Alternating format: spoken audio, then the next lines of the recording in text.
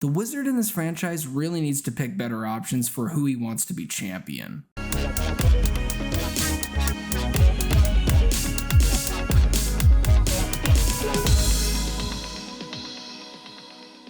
Hey guys, my name is Joseph Curtis, and if you love movies just as much as me, you have come to the right place, my friend. Now do me a huge solid and click that like and subscribe button. Also, if you want to follow me on the following social platforms, that would be great as well. Now, let's start talking Shazam, Fury of the Gods. Here's the basic premise of the movie. Three sisters are really pissed because their powers were taken away from them, and now they are looking at Shazam and his family to get the powers and reclaim what was rightfully taken from them. And also, Freddy has googly eyes over the West Side Story girl. Let's start off with the things that didn't quite work with Shazam, Fury of the Gods. I wish there was more of the family dynamic in this movie. And I don't want to say the whole heart of this franchise was missing, but the thing that made Shazam 1 so unique and so different compared to other DC films were those small scenes like bullet immunity, seeing what it was like or what it's like to be a kid and have superpowers, and you really get that feeling with Shazam 1, and that's why it's one of my favorite comic book movies. And with this one, it's a sequel, and it tends to do, and this one does it, what sequels would like to do. Go bigger, go bolder, be braver, and I admire some of the risks they take, but some of them don't really work out. Not all of the humor, a very limited amount of it doesn't really work. There are certain sequences where the action's getting very intense, and then Zachary Levi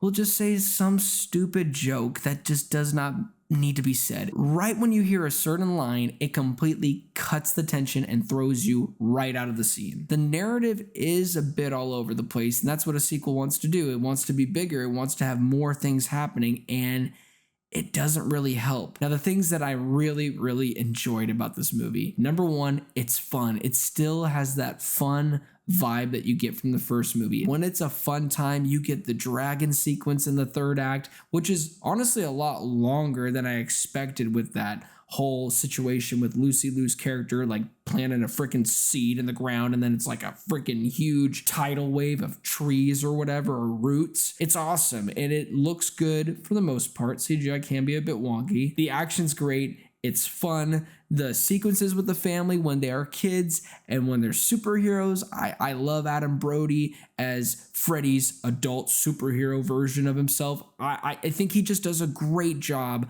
balancing the humor. Same with Zachary Levi. And speaking of humor and speaking of Zachary Levi, both those things work for majority of the time. Like I said in my negatives, some of the jokes don't really work, but majority of them do. And there is a lot of humor shoved in this film, and it is mainly because of Zachary Levi. He just exudes just this childlikeness in, his 30-something, 40-year-old body. Obviously, he's a buff dude, but he just represents the ridiculousness of a teenager with superpowers. He just carries that ignorance in him so well. I know that's kind of a weird compliment, but yeah, you carry ignorance in you really well, man. And he's also kind of an idiot in this movie too. He finds a way to still bring a smile on my face. And I think that's the thing that I loved about this franchise so far is Zachary Levi's performance is always on point. In the third act, there are these creatures,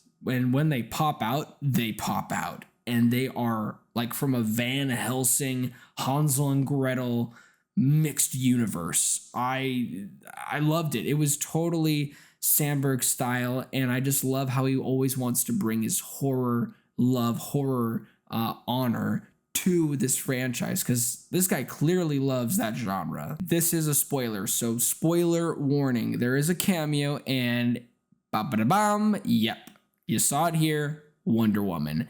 And how they execute it is something that I'm still wrestling with. I've only seen this once, but it is one of my least favorite cameos as of right now. My mind could change, but how they do it is so lackluster and so... It feels like it's supposed to be important, and the actions that she does for this franchise is so stupidly important, but I hated how they did it. And it conflicted me. It's one of those tropes in films that I hate, specifically superhero movies, where it's a solo superhero film and it's one of the, end of the world plot points. And you've always had that question, well, where were the other Avengers? And with this, she literally shows up at the ending and says, hey, Shazam, good job. Where were you? Pretty sure we're dealing with the same mythology that you're literally born into. Please help me understand, Wonder Woman. At the end of the day, this movie definitely has its flaws with the unfocused narrative, with not all of the humor landing, but majority of it does work, especially with the likable performance of Zachary Levi. You throw in a dragon, you throw in Helen Mirren, who is